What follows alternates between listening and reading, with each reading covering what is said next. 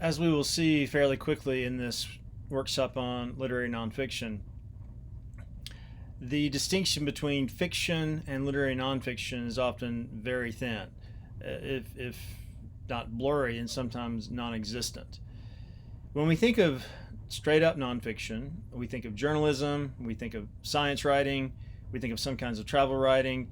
In other words, we think of writing that attempts to express what we call fact, either expresses one's personal experience accurately, as in travel writing or even memoir, or tries to describe the external world, the world of, say, science or nature, with accuracy.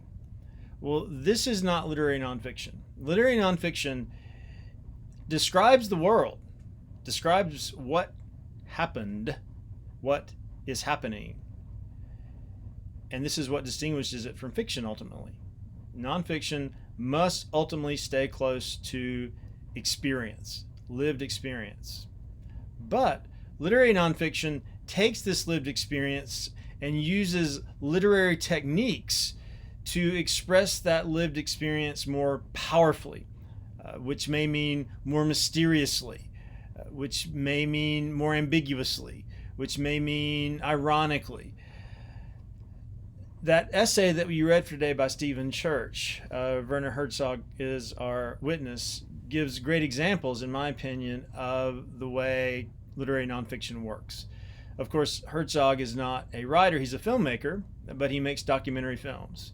And his documentary film, Grizzly Man, about the horrific demise of Timothy Treadwell at the hand of several grizzly bears in Alaska. This documentary does use actual footage that Treadwell himself took of the bears. The documentary also uses footage of so-called experts that Herzog interviews. But obviously Herzog is making creative choices along the way, choosing what he wants to put in and what he wants to leave out. And the big moment in this film, according to Church, is when Herzog listens to the sound footage of Timothy Treadwell's last minutes. Treadwell did not he did not film his last minutes, but the audio was still on the camera. So Werner Herzog listens to it, but does not allow the audience to listen to it. He listens to it and also does not allow Timothy Treadwell's former girlfriend Jewel listen to it. She's watching him listen to the death of her former boyfriend, but she herself cannot hear the sound. She can only see Herzog's reaction. So this is a bold choice. And what does it do? If we had simply heard the screaming of Treadwell, how would that be different from what we see? Well, what we see, according to Church and Herzog, is called not truth, but ecstatic truth. That's the idea, ecstatic truth. And here's what Church says ecstatic truth is.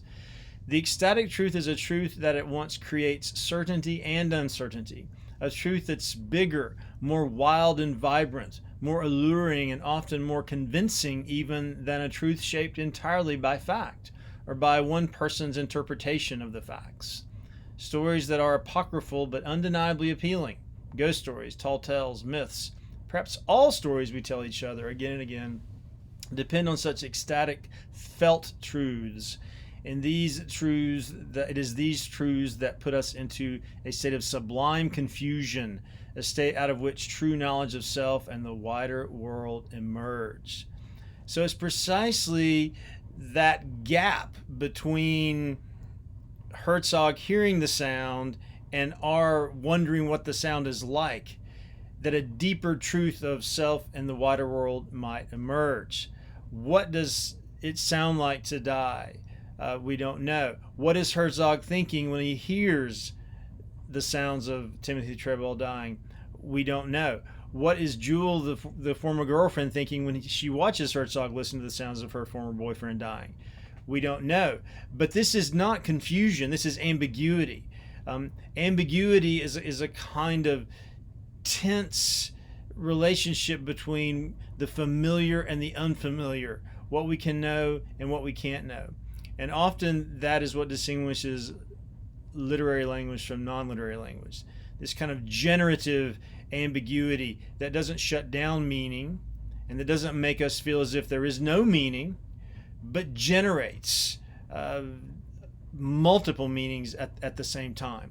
So ecstatic truth is truth that is less about accuracy and more about feeling, more about interpretation, point of view, and ultimately more about trying to sound the deep mysteries of existence.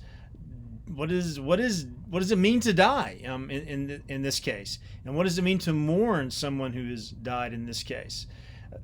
A kind of traditional accurate storytelling would not have gotten to the terror of this moment like Herzog's choice, his ecstatic truth, did.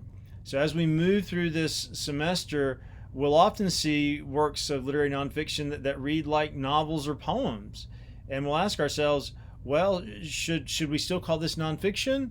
Literary nonfiction? We don't know. We'll be talking about those kinds of questions throughout as ways to help us shape our own experience of what happened into powerful literary language.